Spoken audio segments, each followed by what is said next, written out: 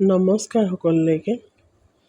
আজি ৰাতিপুৱা শুই উঠিয়ে ল'ৰাটোৱে ক'লে, মা আজি ছানডে নহয়, গাহৰি মাংস অকণমান বনাবাচোন। তুমি যে আগতে বনোৱা কচু দি, এনেকৈ বনাবা বুলি ক'লে।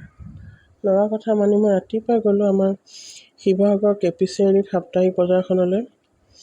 তাৰপৰা কচু অলপমান আৰু পাচলি কেইটামান কিনি আনিলোঁ। লগতে মাংস আধা কেজিও লৈ আহিলোঁ।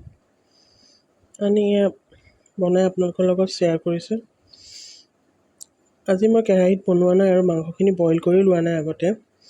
কাৰণ আজি মোৰ ইফালে যাবলগীয়া আছিলে, সেইকাৰণে খৰকৈ কুকাৰতে বনাই দিলোঁ।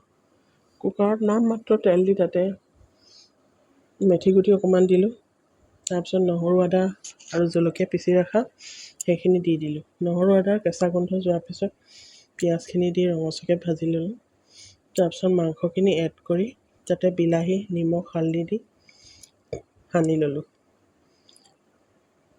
সানি ভালকৈ ভাজি লৈ তাতে অলপমান জালুকৰ গুড়ি দিলোঁ আৰু মান ধনিয়া পাত কেইখিলামান দিলোঁ। সেয়া ভাজি তাতে কচু আৰু আলুখিনি এড কৰি ভালদৰে ভাজি ল'লোঁ।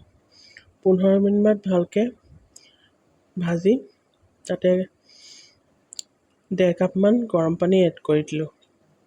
এড কৰি তাতে মাংসখিনি 5-6 বাৰমান চিটি মাৰিব দিলোঁ।